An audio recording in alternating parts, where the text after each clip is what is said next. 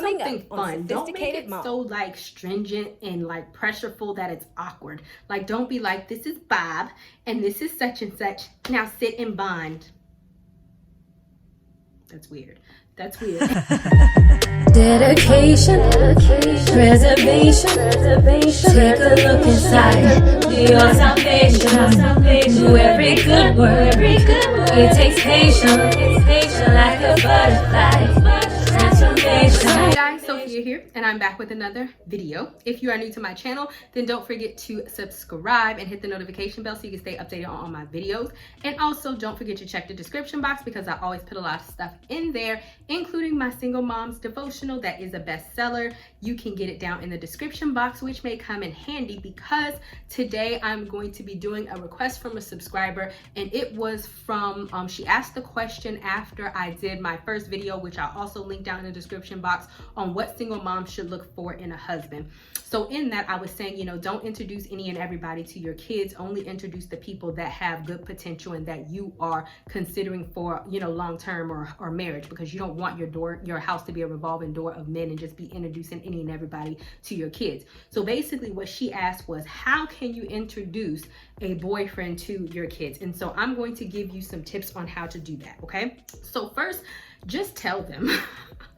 I know that seems like such a simplistic answer, but I always feel like honesty is the best policy. So before you do the introduction, don't just like spring some random man onto your kids. And once again, this is contingent upon how old your kids are. Obviously, a 3-year-old will be much different from an 8 or 9, or like my son is going to turn 12 this year. Obviously, that is very different. So if I intend to introduce him to somebody that I am dating, I'm going to have an open and honest conversation with him about that and let him know that this is what's going to happen. I never want him to feel like, who is this man? Why are you just bringing this on him? If it was my son, he's not gonna care because he think I'm too single anyway. He like, Mom, when you gonna get a man? Children are more possessive than others, and especially it just depends on the situation. And so you kind of want to just let them know. And also, this is an important part, tell them specifically, I'm going to introduce this person to you, and I want to know, what do you think about him after you meet them?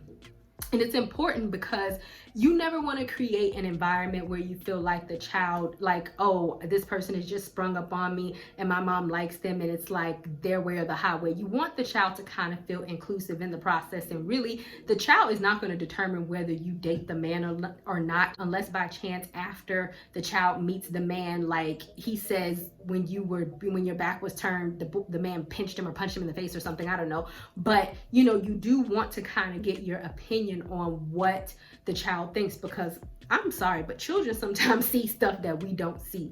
And so you're going to be like, tell them, hey, I'm going to introduce you to such and such, is the day that we're going to do it. And then after you meet him, I want to know what you think about him. And so that way it kind of makes them feel inclusive in the process. And that will give you an opportunity to alleviate any concerns that the child might have. So the child might be like, oh, I think he's really nice. Or the child might display some jealousy, like, oh, I don't want you to get married, or I don't want you to be dating anybody. And then at that point, you can have that conversation to alleviate any concerns that they have. Or if they say, oh, I think they're a really great guy, or if they notice something that you didn't notice that they might be off, like, oh, I think he's kind of mean, or he's kind of very snippy, or he yells at me. And if that's something that you observe too, then you might want to consider that maybe the man ain't a people person, or ain't a child person, I should say. So always try to get your child's opinion on what they think. No, the child does not make a determination whether you are not going to date that person, but it makes them feel included in the decision, and it can help you make some determinations based on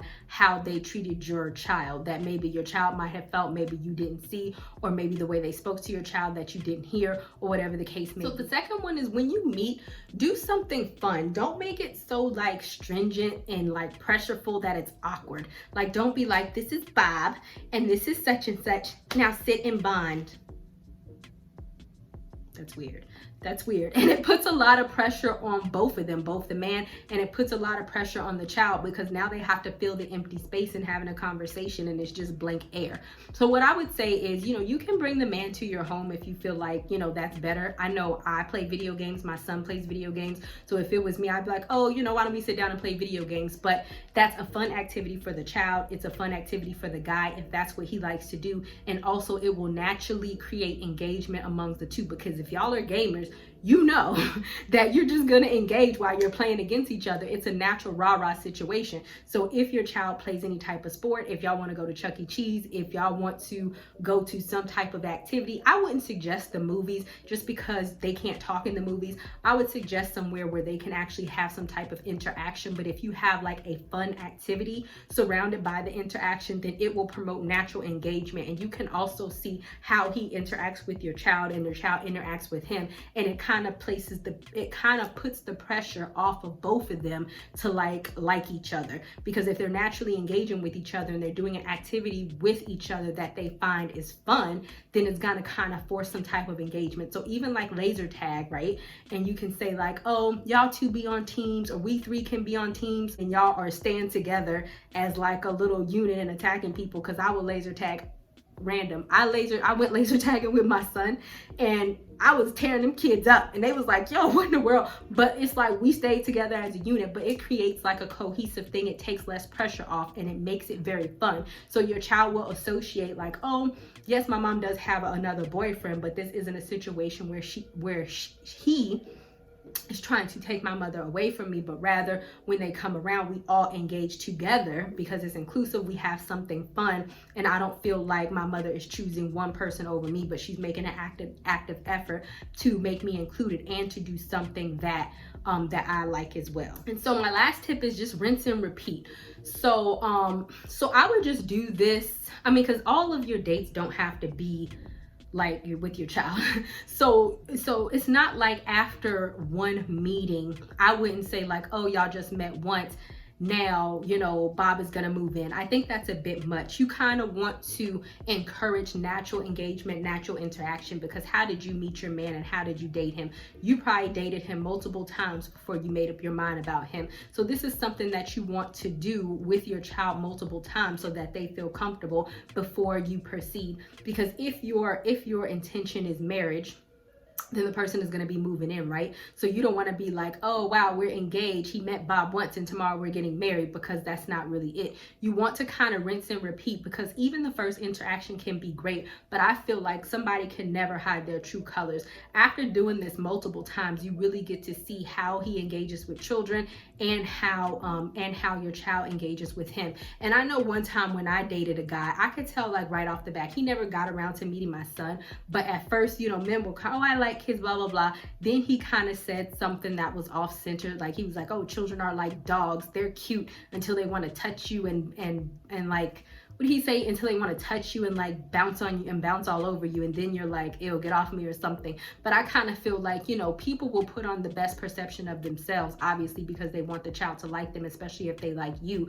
But you also want to make sure that that is a natural engagement. So no, all of your dates don't have to include the child, but this should be a progressive thing that you do by continuously introducing the child and going out and doing stuff fun together, or coming in the house and doing stuff fun together before. Like, okay, you met him once, now he's spending the night, now he's over our house 23 hours out of the day, because now that's just kind of invasive, and the child is like, okay, but this is still a stranger to me, I just met them once. So you kind of want to make sure that you flesh this out, they meet, they feel comfortable with each other before you kind of increase whatever your intentions is, whether it's to marry him, for him to move in, or spend the night. Y'all know how I feel about that, but that's neither here nor there.